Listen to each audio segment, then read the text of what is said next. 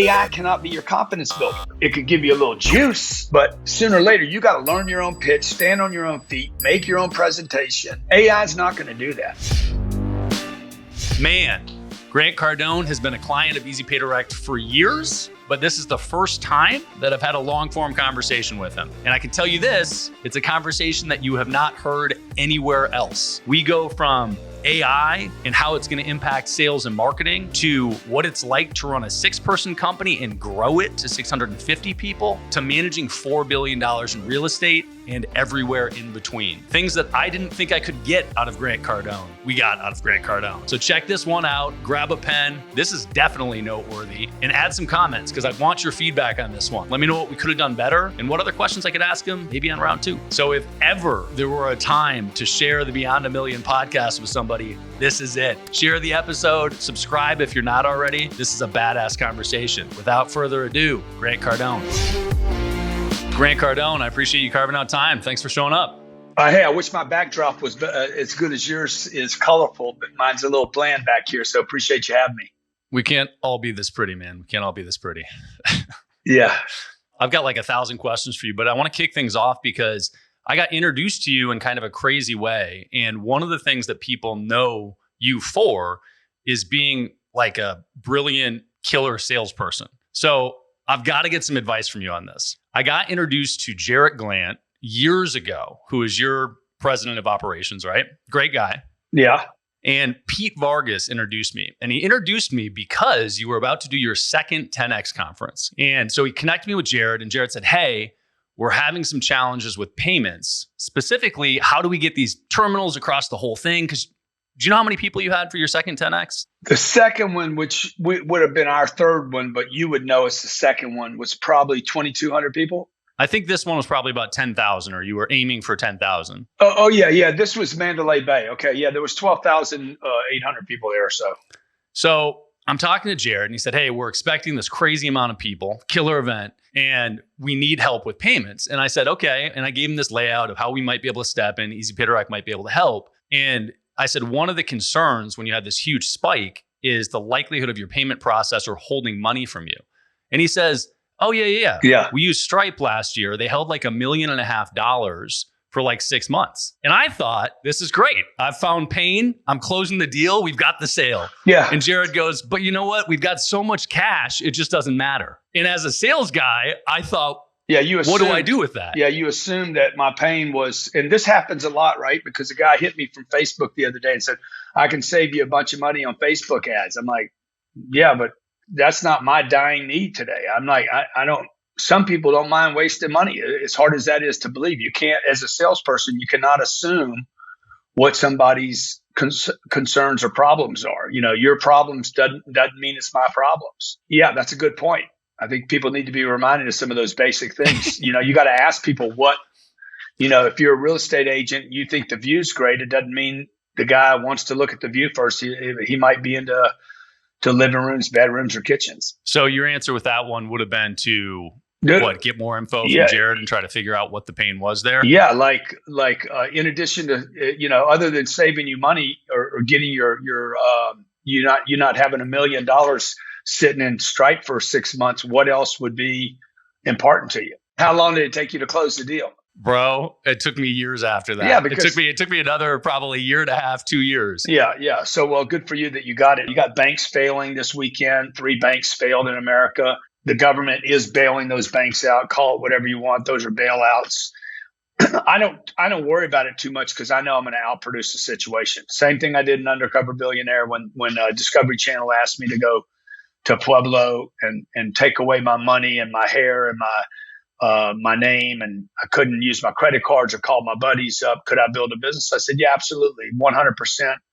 And they thought I was being arrogant about it. I'm like, no, I know I don't need money to build a business, you know, but I do need human contact. I don't need AI. I don't need Facebook. I don't need Instagram. I don't need social media. I don't need a video camera. I need human contact. The one thing I can't build a business if I can't make contact with people. So to the degree that people have confidence in doing that, hand to hand, looking somebody in the, you know, gaining somebody's confidence. And it doesn't mean, Brad, that I'm going to do it with everybody or that I'll do it now. I'm happy with turning people off. I'm not trying to get everybody to like me, because if I'm trying to get everybody to like me, I can't. I'm not in high school anymore. This isn't, Yeah. success in business is not a popularity contest.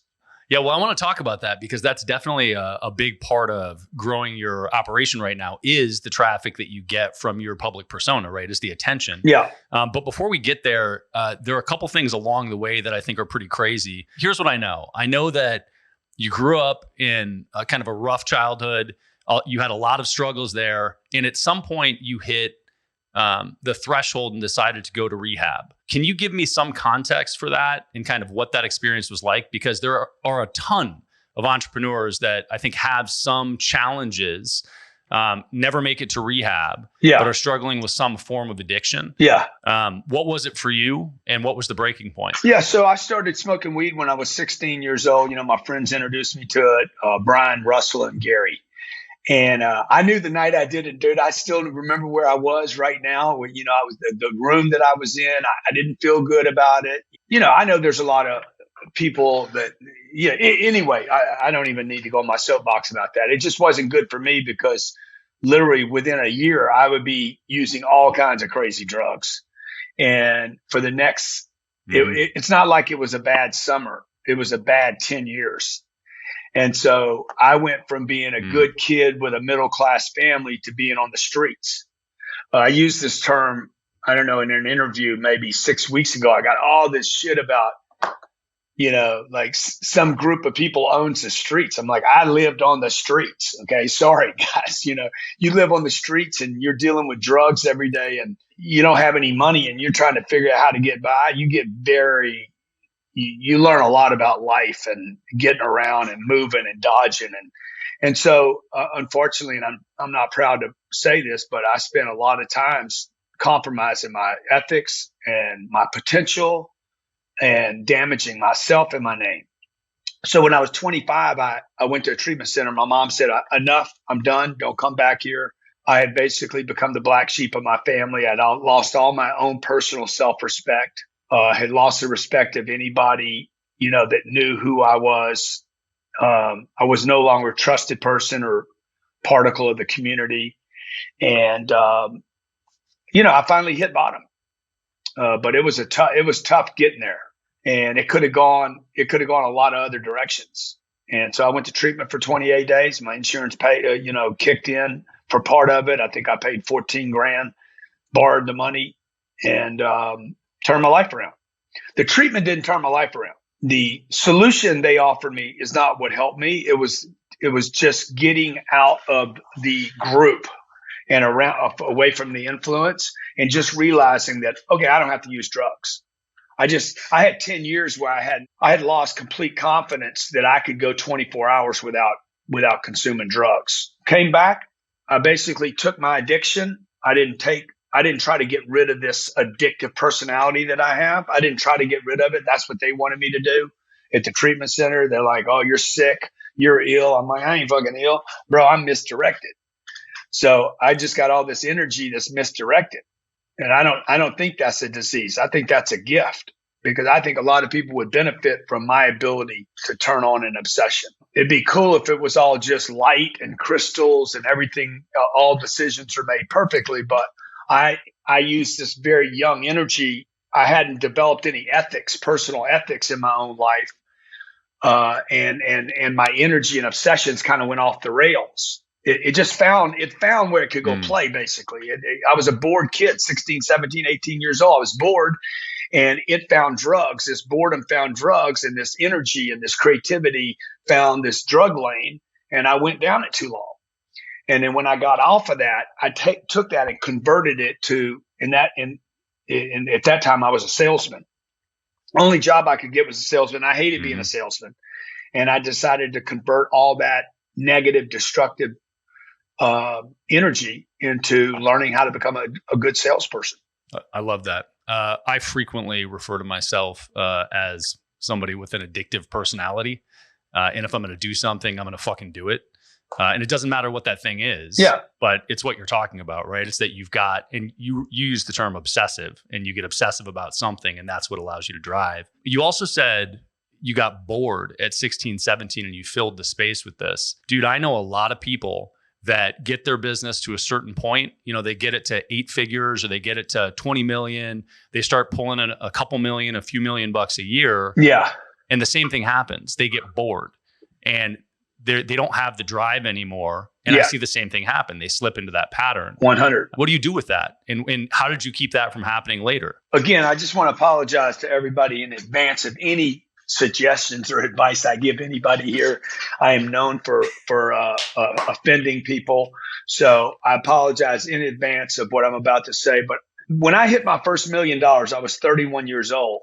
And then I had 1 million. I went to about $10 million and I got freaking complacent. I started giving people advice. I started saving money. I started worrying about retirement. I started thinking about golf. And that's why I say today, never take advice from a millionaire. Millionaires don't know shit about money, nothing. And that's why they save it, because they're scared they can't get it again. So if you've ever watched a guy's trajectory, okay, not everybody. And this either fits you or it doesn't fit you, whatever. But I got enough advice from millionaires to know that you don't take advice from them, because they don't know how to go to 100 million and they don't know how to go to 1 billion.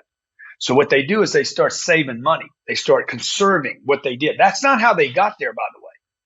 The way they got there was hustling and by grinding and pushing and shoving and taking risk. And then all of a sudden they get 1 million or 5 million, whatever their little comfort number is. It's a selfish thing, by the way. It's a very selfish mechanism that goes on. Once you get yours, you're like, okay, I'm paying off all my shit.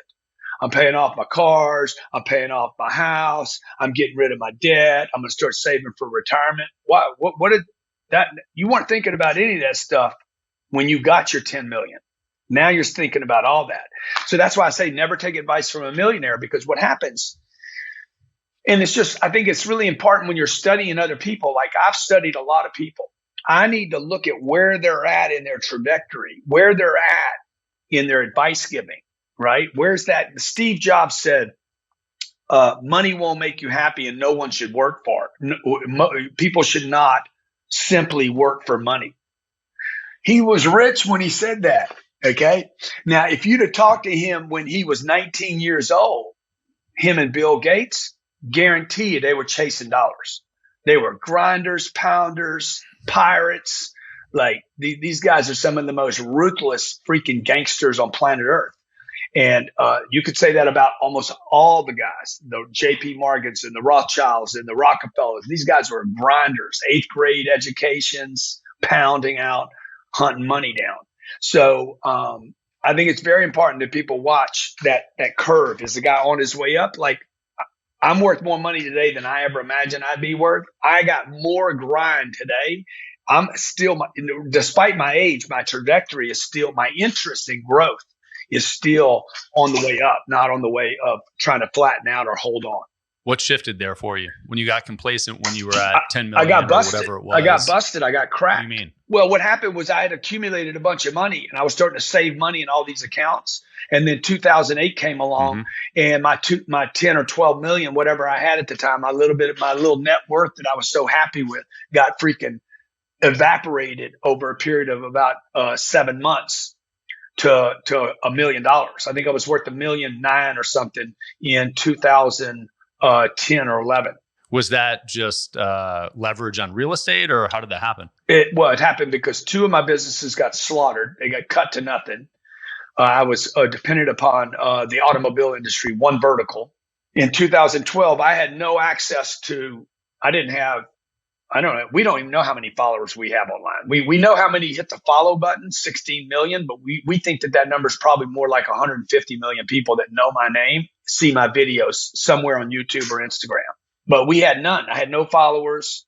I was working for a handful of companies in the auto industry. I had big contracts. We did no business to consumers. It was all business to business, mostly Fortune 500 companies, big contracts, and those guys got slaughtered. I had 200 units in 2012. I had 200 apartment units that basically got me through the contraction. It was my income property that got me through contraction, not my businesses. My savings account didn't get me anything because the banks went and grabbed it all. And so that's when I learned, oh, shit, man, you don't want to save money. The banks that were saved in 2012 were broken banks then. You guys that are saving money in the banks right now, you got a reminder this weekend. Your money ain't safe. You just think it's safe. You want to believe it's safe. That money's not safe over there. No. They don't even keep your money at the bank.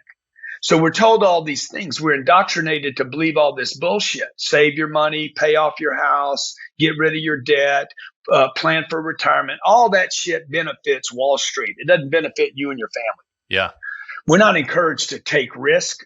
Imagine if America was encouraged in school at 8th grade, take risk. Don't save money, invest it. Okay. Buy real estate that appreciates over a 10-year period. Stay broke. Do not keep money at your bank. Do not fund future emergencies. They may never happen. But what do they tell us? You need 90-day reserve for your personal life, 90-day reserve for your wife, 90-day reserve for your parents, 90-day reserve for your business. And then people start saving money, planning on emergencies that typically never happen. And who benefits? The banks benefit. First Republic Bank, Silicon Valley Bank, okay, Signature Bank. They're all in trouble today. What I would tell people to do is stay broke. That's what I do.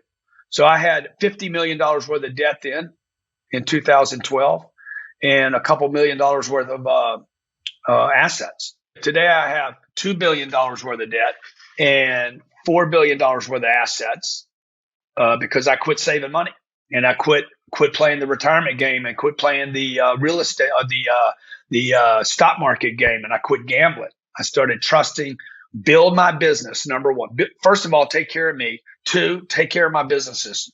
You know, I think I had 6 employees in 2012. I have closer to 650 today. Wild. Yeah. Okay. So I've got a couple of things. One, a big takeaway there is that the one thing that was constant that protected you was a real estate investment property that was cash flowing. Yeah. And as the businesses tanked, people still had to live somewhere and pay rent. Yeah. And I think that's just in general a good staple. And it also explains a fucking lot about you and your approach right now. Right. Yeah. But 2, you said 650 employees, $4 billion in real estate value, $2 billion in debt. What can you give me metrics on what do the 650 employees do? Like, I think from the outside, I know you've got a real estate fund, which explains the real estate, and then you clearly have real estate education and sales training, right? Yeah. So there's 260 employees in Miami. There's another almost 200 in it'll get bigger than Miami. In Scottsdale, we just started an office there. I think we have 100, maybe 100 employees there, but that'll grow to 200. We have probably another 400 around the country at 40 properties, 40 different apartment complexes and our office buildings. So got it.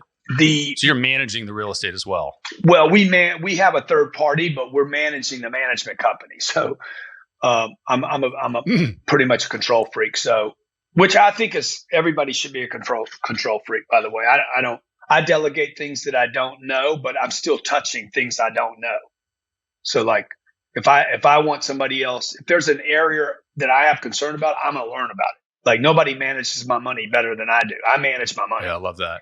And then I hire people to manage the money, but I'm holding them accountable. I can't hold them accountable if I don't understand money. Yeah, I love that. Because hell, then I don't even know what they don't know. Mm-hmm. But so that's the real estate. That's the business, right? What I learned in 2012 was my real estate got me through. Even when the real estate values were collapsing in 2008, my real estate was still cash flowing. And I'm like, shit, dude, I need cash flow. I had 200 units there. Okay. I have 12,400 units with an average rent of $2,000 a month now. So clearly I made a pivot and I'm like, oh, I need more real estate. So how did I get the real estate? I didn't have any money. I just told you I had some debt that was going bad at the banks in 2010. So how did I get the money? I pounded my businesses out for dough. I went to audiences across the world. Like we built a big, massive audience. And then I started figuring out how I could offer those people services. 80% of what I do is free. Nobody ever has to pay me a penny. And 20% of the millions of people that know me online give me some money. Once, twice, 3 times, or a bunch of times. But 80% of everybody that knows me online has never paid me a penny. Some of my best customers do not follow me on social media. It doesn't mean they don't follow me. I have people that are off our email list. that don't follow me, that don't even want emails from me, that are still great customers of mine. I saw some guy did a video the other day, said Grant Cardone's going bankrupt. One of these clickbait guys. I don't know what is it, Sam Sash or some guy. No reason to plug him. No, I'm not. Trust me, I never use their right name. And some kid, they're clickbaiting. What they're doing is clickbaiting to get Google pennies. Sure. Well, I'm not looking for pennies. I don't want ad dollars. I think in my entire YouTube, 12,000 videos, 12 years I've been on YouTube with 2 million subscribers, billions of views. I think my total ad revenue over 12 years is $12,000. It could have been a couple $1,000,000 a year. I don't want the ad dollars from YouTube. I want the viewer audience without an ad. Now they're forcing ads to guys like me. They're like, hey, either we're going to pay you or we're not going to pay you, but we're going to advertise on top of you anyway. Right. But the point of that is when you guys see people doing these clickbait videos, they're just trying to grab audience with drama. So when somebody tells you Grant Cardone has got too much debt, I have $2 billion worth of debt, $4 billion worth of assets. Okay. We have 40 properties. 35 of them have fixed debt for 10 years, 7 to 10 years. Five of them have adjustable money. And then I have 2 other businesses that produce $150 million a year that have zero debt and no shareholders. Okay. So if I go upside down, the entire world is Titanic. Well, I think that I wanted to get specifics on that because I think that the context for that, look, yeah, of course, there's always people talking shit, specifically when you've got a personality, right? And you've got strong opinions. Yeah. But a philosophy, you said earlier, don't listen to millionaires. And one of the things that we make a point of doing on Beyond a Million is trying to get the numbers to the top so that you know who you're listening to actually, right? And if you have that data, and people that are doing well tend to be visible with it when asked because they're okay with it. They don't have anything to hide. Yeah. But it's important to me because I want to know who I'm listening to. Let me say this because you made a really important point, right? The guy that won't tell you what he has, won't tell you what his debt is, won't tell you what his assets are. I would be more concerned about that than the guy that's willing to tell you and show you. Like there's this old idea that wealthy people won't talk about what they have. Like they don't talk about what they have. They don't show their homes. They don't show their jets. They do if you're in their circle. They're not going to show it to just anybody, right? Why? Because people start hating on them. Now, I have chosen to take a different path, which is I'm going to show people what I'm doing because that's what I wanted. If somebody would have been showing me this shit when I was 16, bro, I wouldn't have been using drugs. I'd have got addicted to success at 16 rather than at 26. And I wouldn't have wasted 10 years of my life. And so one of the reasons I do this is to show people, hey, bro, like you're not ready to buy a jet. Okay. Just because it looks cool on Instagram doesn't mean you're ready to buy one. Now, I'm going to show you when it was time for me to buy one and why I do want to teach people that because most guys are not going to do it. Mark Zuckerberg's not going to show you, right? He just can't do it. So who's going to teach us? The teacher making $70,000 a year? Yeah, I agree. Yeah. And there's also a fundamental difference between a heavily funded VC-backed Silicon Valley-based company and somebody that bootstrapped and had to grind to make it happen. 100. And one is not better than the other, but different lessons, right? Yeah. All he's going to tell you is, you got to move from your college town. You got to go to Silicon Valley. You're going to have to hobnob. You're going to get a bunch of dough. You haven't sold anything. There's no products or services. There's no transactions. Like they don't even want to let you know that game's going on. You got to get in a club to get that to happen. I've never been in a club. Very, very different approach. Dude, it's completely different. So I envy those guys. I wish I had the manner, the proper protocols. If I knew how to take a knee and do whatever I got to do to get my money. But I don't know how to do that. I don't even know if I could make the pitch that I want to take somebody's money and my company probably will never, ever have any revenue. Yet you still did grow from 6 people on the team to 650. Yeah. So what changed in your approach as the CEO and leader of the company? And what's the difference in day to day for you now in your role versus then? And you don't have to go all the way back to 6, but let's say, when you had 20 or 30 employees, how was your role different than it is today when you have 600? Well, when you have 20 or 30, now you're having to measure people, grade people, worry about people, train people. When you have 600, you don't need to do any of that. The more, the better. Okay, I want 6,000. I'd love to have 60,000 employees one day. So the more employees, the better. The bigger the problems, but the less the David. Meaning, I don't have David a problem anymore. I got 6,000 David problems. But they're at a different level, right? It's like, okay, am I going to be able to make payroll this week? Not, oh, David's a dickhead because he showed up late. The CEO should not, like, if you're a true founder and a real CEO, which I had to, like, it goes like this: worker, a student, worker, commission, manager, manager of many, maybe, a partner, CEO, and then CEO of a bunch of companies. And then at some point, probably investor, not boss. So I want to move away, right? I'm trying to move away from the day-to-day activities and problems that happen in any business and start kind of being a promoter of events and activities and possibilities, as opposed to pulling every string every day. Yeah, that makes sense. So what are the core things that, how do you think about delegation to that end? Like, what are the things that you think, no, I have to own this versus what you can delegate? Well, there's certain things that I just, somebody else is going to collect the data, but they're definitely going to report it to me. So, I mentioned the control thing earlier, like targets. The closer I get to an event, whatever the event is, the event could be Mandalay Bay that you discussed earlier with 12,000 people. It could be in 2 nights, I'm going to be doing an emergency call for Cardone Capital investors.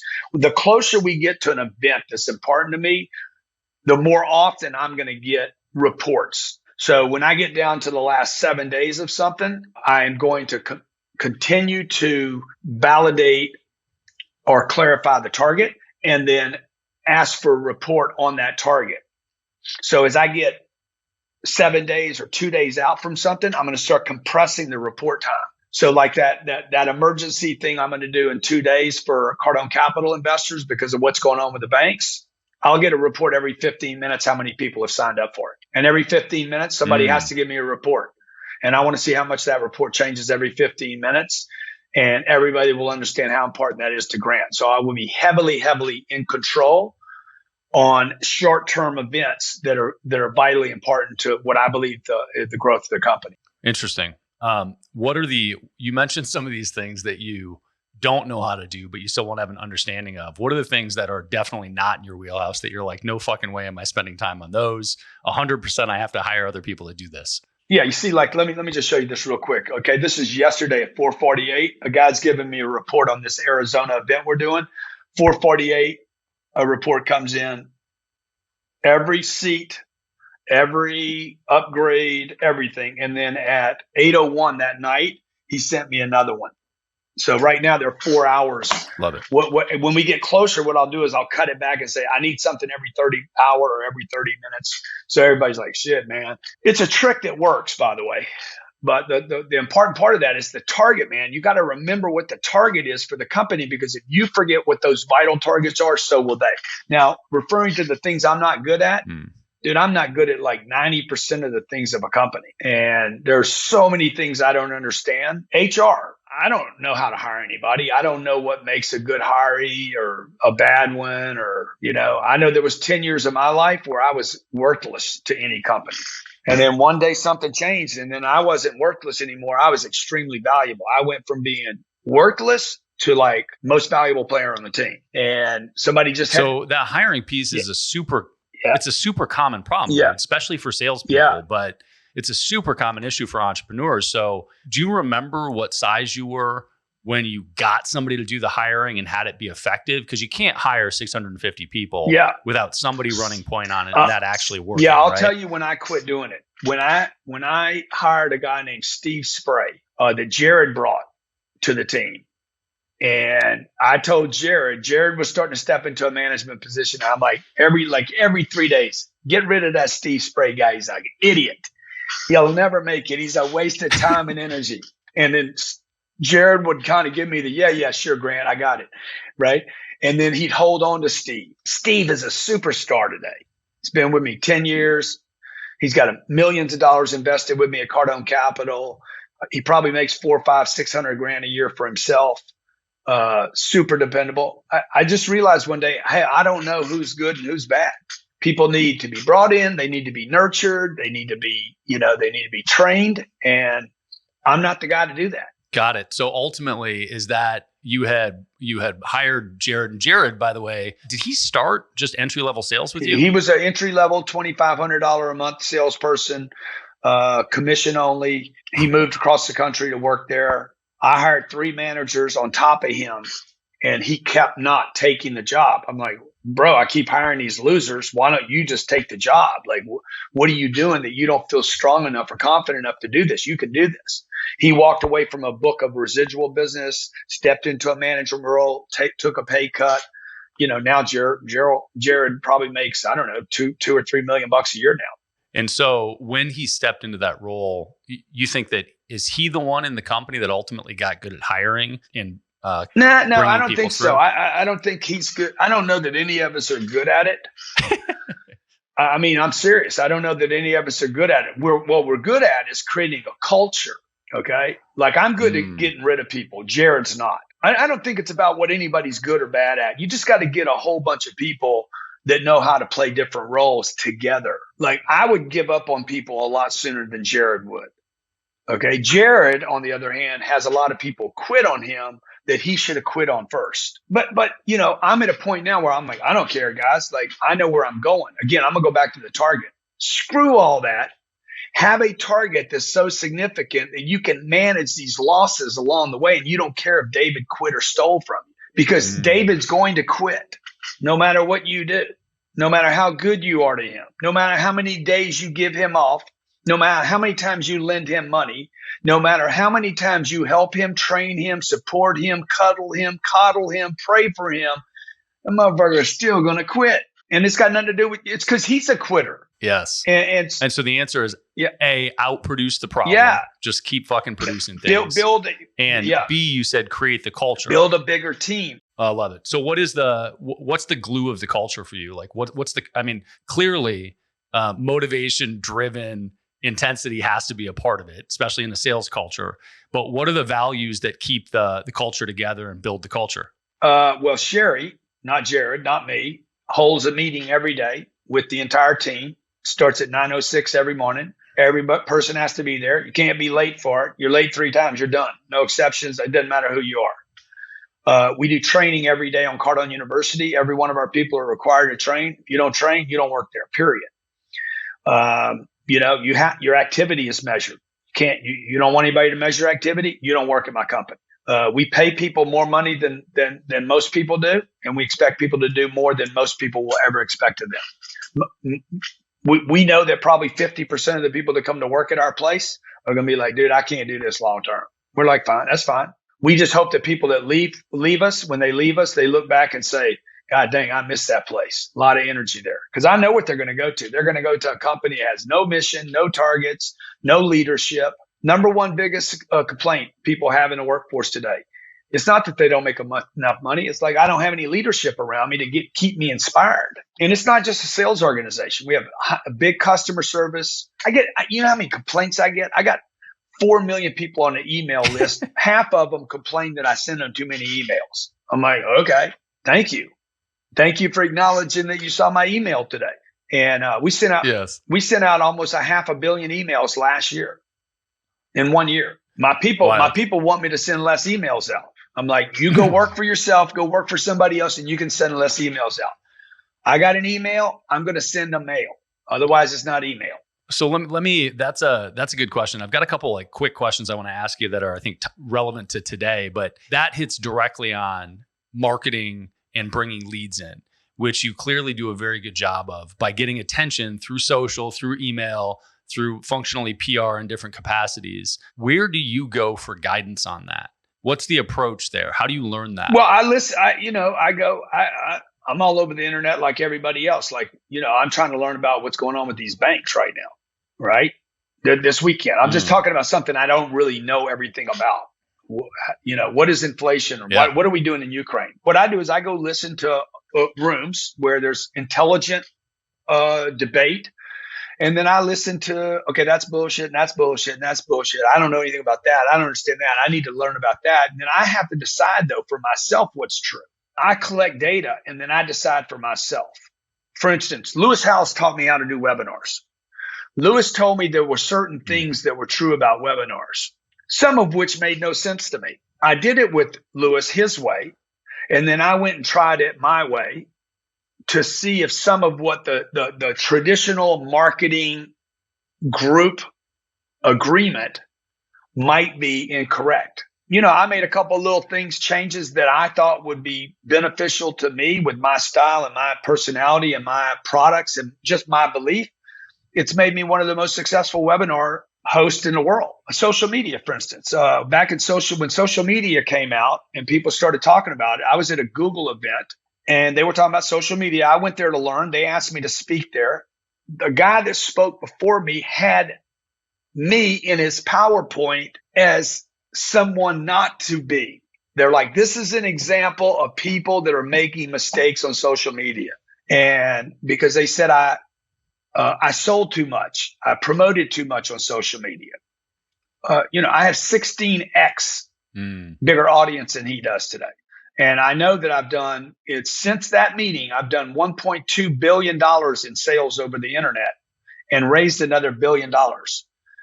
So if I'm doing it wrong, bro, I want to keep doing it more wrong like that. Okay. That doesn't always mean I'm right, though, but it just means that I don't know how to get more out of less.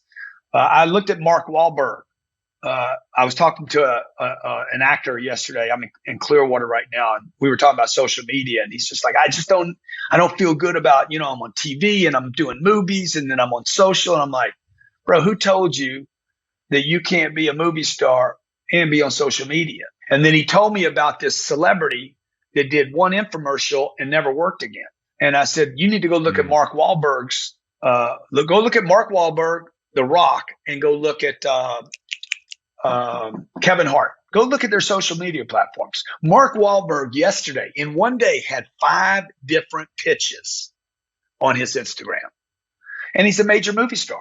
So I just think that a lot of people have this group idea, like Hollywood believes social media is a contradiction.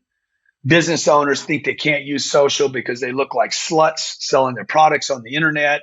Influencers don't want to promote because they're like, oh, I'm going to lose my influence. I'm like, okay, whatever you guys think that, but it doesn't mean it's true for me.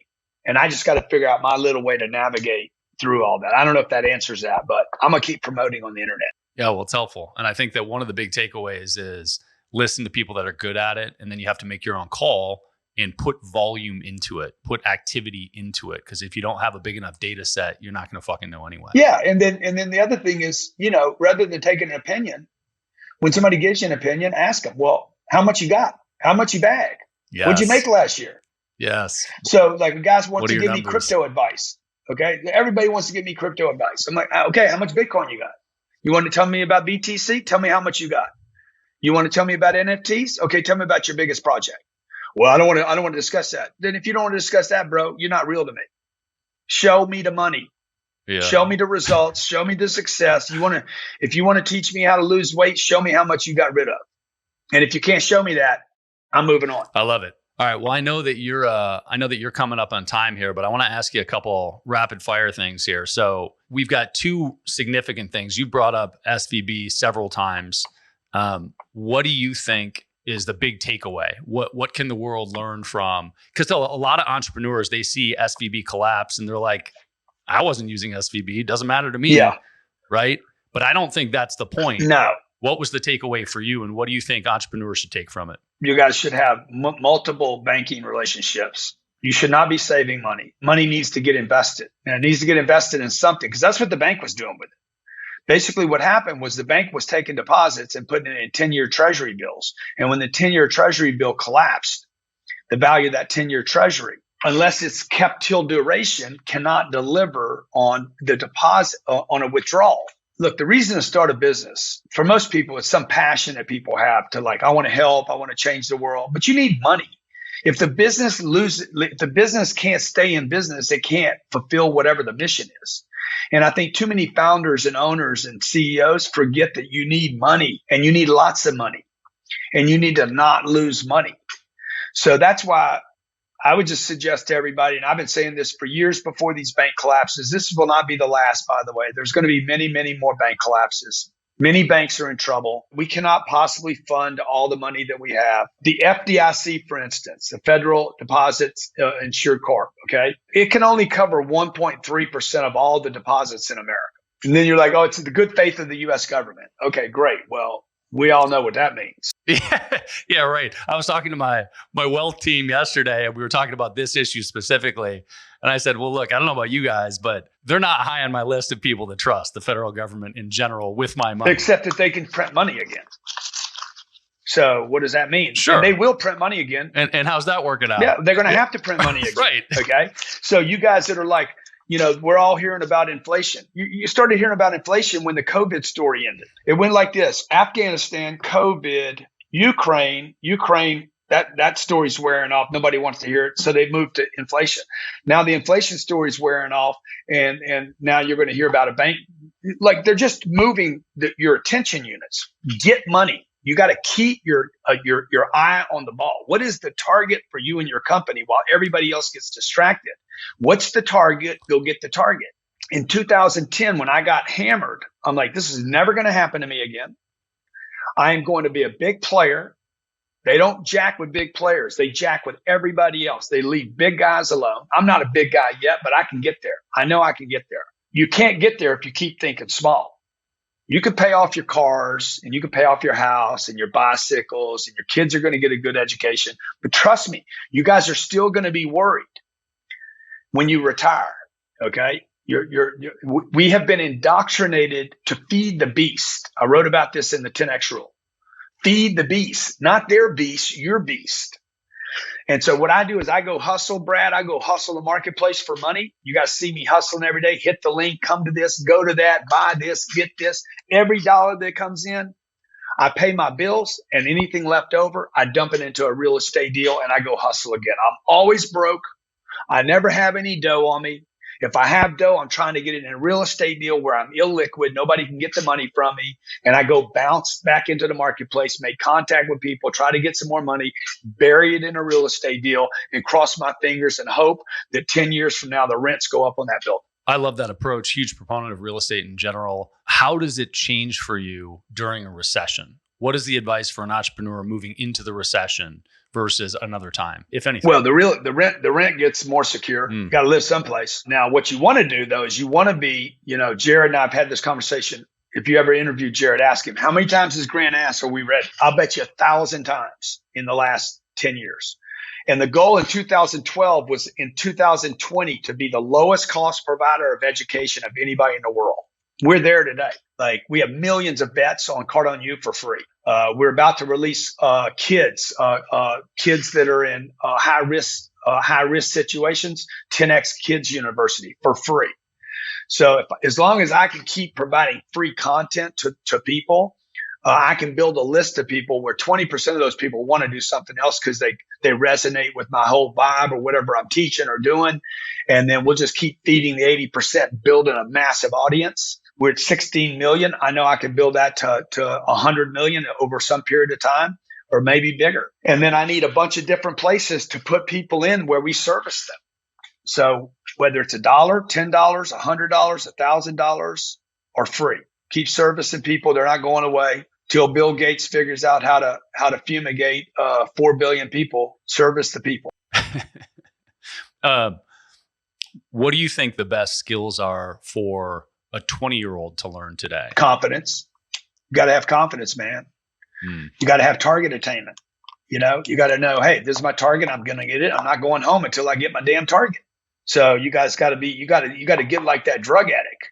They don't come home without that drug. Yes. No money, no credit. Everybody hates their guts. Skanky, 74 pounds, needle tracks, and the guy still scores a bag.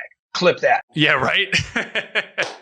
Well, the other thing is I was interviewing somebody who runs an enterprise sales team in Silicon Valley, and he said one of the most impactful moments in his life was a mentor very early on said, sit your ass down with your list of names. Don't fucking get up to eat. Don't get up to pee. Don't get up to shit until you've called all of these people 3 times. And that little thing of don't get up to pee, eat shit was so significant for him. But it's exactly what you're saying. When you've got this obsession towards the goal, those things don't get in the way. Check out episode 64 with Ramin Etihad to hear more of that conversation. Dude, when you got to. And most people don't have a necessity value. Today they're promoting, a congressman's promoting 4-day work week. I hope your audience goes for it. Okay, I hope you guys go for it. I hope as many people go for this bullshit as possible. He's saying it's a way to make people happy. People are never happy when they're not working. Never in the history of the world. Okay, people are most unhappy when they're not working. It's when you're playing games all day that you become unhappy. It's when you're watching too many games in a row that you become unhappy. Game after game after game. And sooner or later, you're like, I hate doing this, man. But you keep doing it, right? So I know when I'm happiest is when I'm busiest.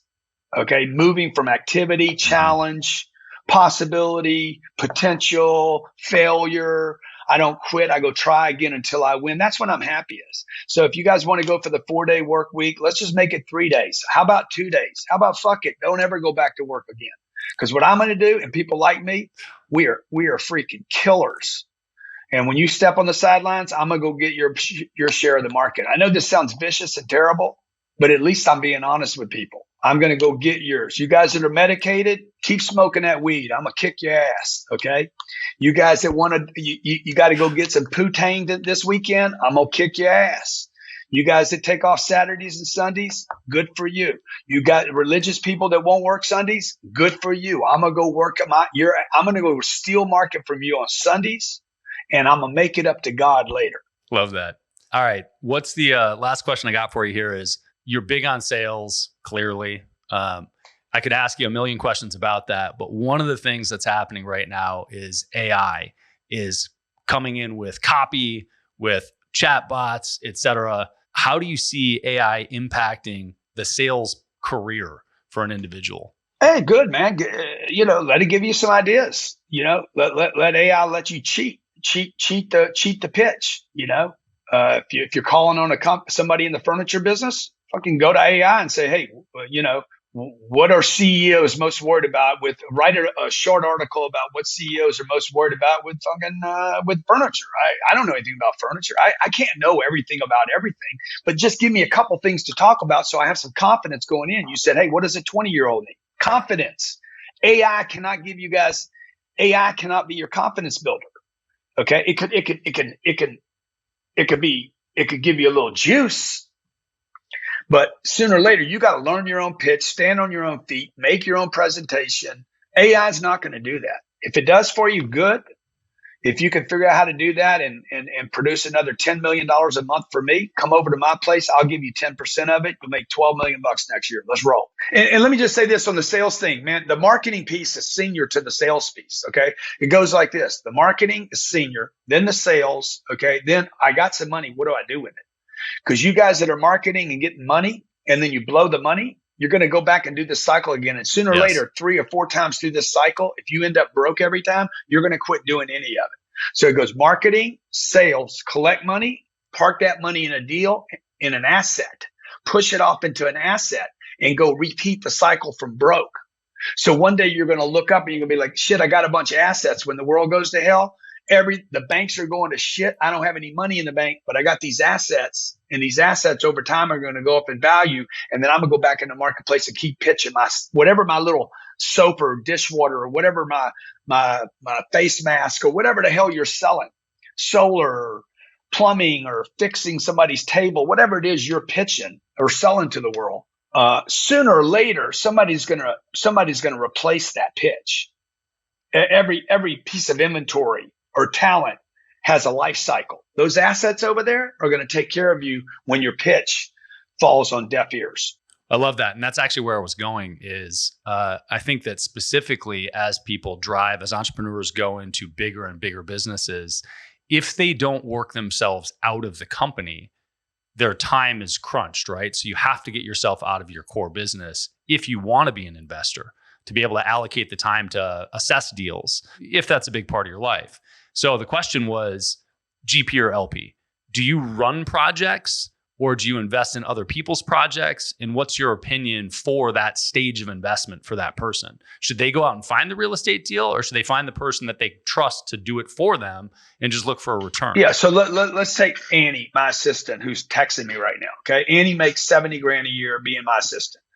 When we hired Annie, I said, Annie, look, you're never going to make more than 70 grand a year. I'm already overpaying you. If you want to make more than that, then bring me more than a cup of coffee. She's like, what's that? I have all these people hitting me all day long, DMs, chats, emailing me. Handle all that. Turn all those leads into money. I'll pay you on it. She made $225,000 last year. She made 3 times more money on the hustle than she did on the job. She didn't have to take another job. Now, that's number one, get a good job. Get good at the job. Be great at the job. Second thing is tie into the revenue of the guy or the company you're working with. Produce more revenue and get a piece of that without taking or selling more hours. Third thing is, now this is what she hadn't done. She needs to convert that 145. She should be investing the 145 in my deal. She cannot find deals, buy deals, fund deals. She can't do it. It's impossible. And she can't find the kind of assets that I buy. So she should be a limited partner with me. Park her 145 in the deal. She hadn't done that. That's what she should be doing. And then next year, park another 145. And then the third year, another 145. And she'll always be broke until one day she's rich in assets and she's got cash flow coming in from $400,000 or $500,000 worth of investments, paying her another $25,000 or $30,000 a year. But the asset value is going up. That's what Annie should do. Now, if there's one of your listeners out there and he's got $10 million and he wants to go buy his own assets, the next 2 or 3 years is going to be the best asset purchase time in the history, and at least my lifetime. But you're still not going to be able to buy the asset quality that I buy, okay? Because I'm buying, every one of my deals is worth $1/8 billion. So every 8 deals should put $1 billion on my books. Most guys are out there buying 10 units. How much money can you make out of a 10-unit deal? You can make some, but you can't make a massive score. A limited partner would make more money with me taking a piece than they would on their own deal. Now I know you guys, some of you guys that have to do your own deals. I understand. I'm that guy. I got to do my own deals. I trust me more than any other human being on planet Earth, which is a good place to be at, because when I was 25, I did not trust myself at all. Now I trust myself more than anyone. And I strongly advise you guys to trust yourself. And that doesn't mean that you have to be the guy. You need to trust yourself with picking the right partner too. So I don't have 50 banks. I have a couple of banks. I trust them. I know where my money's at. I know what they're invested in. When I buy a real estate deal, I know I'm going to make money. It's not if I'm going to make money. It's when I'm going to make money. I'm as close to a guarantee on a deal as a guarantee can be. I don't invest any money in the stock market, none in the bond market, no BTC. I was given a couple thousand BTC for some speaking, but I didn't go out and buy any. I invest in one asset, Grant Cardone. Number 2, in my businesses, take the money out of the business because I don't trust my businesses completely. I know they're going to expire one day, but I trust those assets. So anybody out there who's got $1 million, 500 grand, 300 grand, we created Cardone Capital. We've raised $1 billion crowdfunding. We pay people every month. $4.2 million is being sent out this month. We sent out $52 million last year to our investors, and we just wait for the asset class to go up in value. You could find the same asset that I could buy, and I'll still make more money on the same asset that you would. If you paid the same price, which you won't, by the way, I'll get it cheaper than you. The debt will be cheaper. I'll manage it better. And I'll put the 10X name on it and keep it more full. Don't talk shit to me. You don't know what I could do. I got to believe I'm the best. I love it. I love it, man. So what's the minimum on the fund? And like that actually plays to another relevant question. Cause like the $10 million guy or girl, which is kind of, our audience is 8, 9, 10 figure entrepreneurs, or that's who we interview. But there are also tons of people that listen that are smaller than that, right? That are coming up in business. So the question is, if you're smaller than that, like what do you suggest to be the minimum threshold before you start dumping it into investments? If you're under 100 grand, you can come into our fund as a non-accredited investor. Okay. There's distributions every quarter for people that put in under 100. Accredited that put in over 100 get distributions every month. We do an 80-20 split on the money. I do a 1% fee to manage the property, which is less than BlackRock. You get direct access to me and my team. Can ask us anything. Like we're doing a call 2 nights from now with all our investors. 11,000. I have 11,000 investors. I probably have more investors than 99% of all the syndicators in America today. We spend almost no money on advertising. We spent 14 grand last year on advertising. So it's impossible to do what I've done. We do not take money from big equity funders, pension funds. I don't take money from super rich people. I take it from everyday people. So a guy could get started with literally with $5,000. It's cardonecapital.com. Go press the non-accredited button, fill in the paperwork, and wait for me to buy a piece of real estate. We've oversubscribed, meaning overfunded 23 projects in a row. We did one 2 months ago. I kept telling people, come in this deal, come in this deal. I'm working on a deal. We bought a deal that was $76 million for $52 million. Closed, offered the fund on a Monday. It was closed Wednesday morning and we had to send $40 million back. We funded $70 million like in 25 hours. That's amazing. Yeah, dude. That's our audience. It's man. phenomenal what we're doing. Like we're helping people. Okay. Like, and these are institutional quality assets. These assets are in the best locations, best cities. They're phenomenal. We took a building that was 77% occupied, closed on a Friday. By Monday morning, we had contracts for 95% of the building. In 3 days, we did more with that building in 3 days than Goldman Sachs had done with it in 7 years. So throughout the conversation, you kept talking about the target, staying focused on the target. And as you get closer to the target, ramp up the reports. What's your target now? What's the end goal, man? Where's the finish line? Are you going to retire? Of course not, dude. When is enough enough? No, I mean, I'm going to keep going as long as I can keep going. But I mean, the goal right now is to build a 100,000 unit apartment portfolio, become one of the biggest apartment owners in the country, and do it with people. With everyday people. Do it with the people and families that need the investment, not the pension funds and the sovereign funds and the Saudi funds and the CalPERS credit union and the freaking MetLifes. These people, these are $1 trillion companies already. BlackRock doesn't need any more money. I want to do this with the Morgans, down the street. Him and his wife and his 2 kids that need distributions every month. So I want to build a 100,000 unit portfolio, $40-50 billion. It'll be one of the biggest privately held real estate portfolios in the country. And I want to distribute to everyday people. That's one of the targets. Our 10X growth conferences will probably be events where we don't sell tickets in the future and just for investors and partners. And it won't be open to the public. I want to do something publicly on Wall Street, taking some of our Cardone Ventures business and taking them public possibly in the future, or offering that also to the public. And rather than selling the stock on Wall Street, keep it in our ecosystem and then take it to Wall Street later. And who knows, maybe become a bank one day. Well, we can talk about that, man. That's my wheelhouse right there. Well, dude, I'd love to figure out how to do that because clearly these fucking bankers don't know how to even manage money. Yep. Yeah, no joke. Well, I'm well down that path. That's a whole nother conversation, but well down that path. And let's figure it out. Credit card processing. Yeah, moving electronic payments is day to day for me, but the other layers are fascinating, interesting, full of red tape, and let's talk more on that. Yeah. Well, if you have good management skills, like I know how to manage money. Not everybody. In fact, most people that get money do not know how to manage it. So I don't know how I got the gift of knowing how to keep money. I lost a quarter when I was 8 years old. I fell in a manhole in the street. And my dad said to me, he's like, never lose money. Bro, I don't think I've lost any money since then. Well, so hold on. I have to know about the 10X partners because you mentioned the fund and bringing people in to help them through the fund. But I also know that you have these other 10X branches where you've brought in a partner to run it. How do you structure that stuff? And how do you think about now that we've brought up the idea they're all of a different. bank They're all and making that happen First, together? they come into our ecosystem. Then they get our training. We don't just go out and just do deals with people. Like, you got to be in the ecosystem. So you guys that want me to fund your business or market or put my name on it or endorse it, you got to come into the ecosystem. People that want to do business with me, it's not hard. Do business with me. We do 150 events a year. Come to the events. Put a face. There's a lot of people in my world.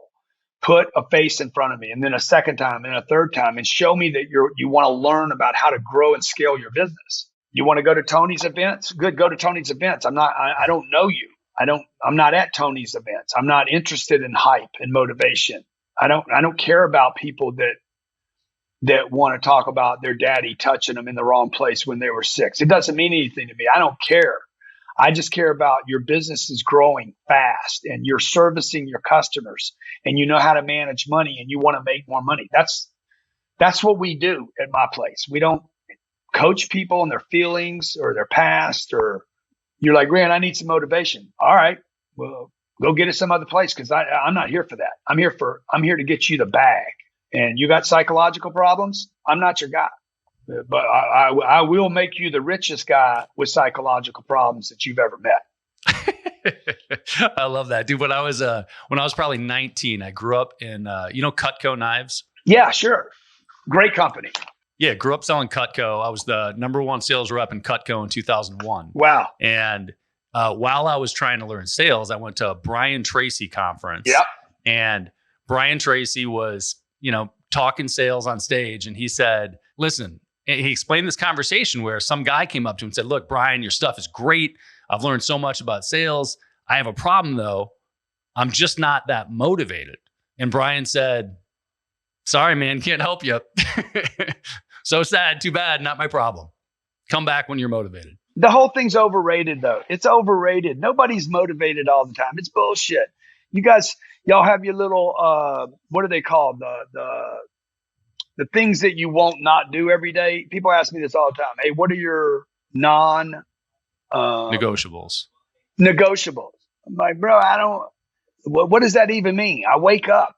That's my non-negotiable. I wake up and I run at the target. That's like, there's no tricks here. There's no cold baths, hit myself in the face, walk on fire, beat my chest, scream a word. Guys, you just got to show, man, there's no tricks here. Show up, move to the target, and don't quit until you get it. And if you don't quit, you're going to win. Everybody. It doesn't matter who you are. I believe that like 100%. I believe anybody can be rich. I think anybody can be successful. I know it's hard to believe. I think, I did this video about, people that don't make at least 400 grand a year should be ashamed of themselves. You should be. Goddamn, money's everywhere. And I don't know how you feel good about making less, worried about money and worried about your family all the time. I don't know how people feel all right with that. If you know how to feel good about it, well, good for you. And if you're fighting in Afghanistan and your family's over here, you're making 70,000 or 60,000 or 50 with the government, figure out how to make another 320 while you're over there fighting. That technology exists today that you don't have to be in the game to produce the revenue. So I don't know why everybody's hating on me for telling them what's possible. I'm just like, bro, fuck, I don't know what to tell you. Like, get the bag. You need it. Well, because everybody's a snowflake, Grant, and we don't want to damage the snowflake. Yeah, maybe that's it. I don't know. I grew up in Louisiana, so we rarely saw any snowflakes except on TV. Fair enough. All right. Well, I know that you're coming up on time here. Brad, hey, man, push this out. Let everybody hear it, okay? I think it was a great interview. I love it, man. I appreciate you spending time on it. Love it. I hope you enjoyed the episode as much as I enjoyed doing it. I need your help. There are 3 places you can find Beyond a Million. The podcast itself, beyondamillion.com, which has some cool free resources, including a free course. And we finally launched the Beyond a Million YouTube channel. I would love it if you would go there and subscribe. And if you don't want to, you still would probably enjoy seeing the visual content. Check it out, youtube.com/@Beyond a Million.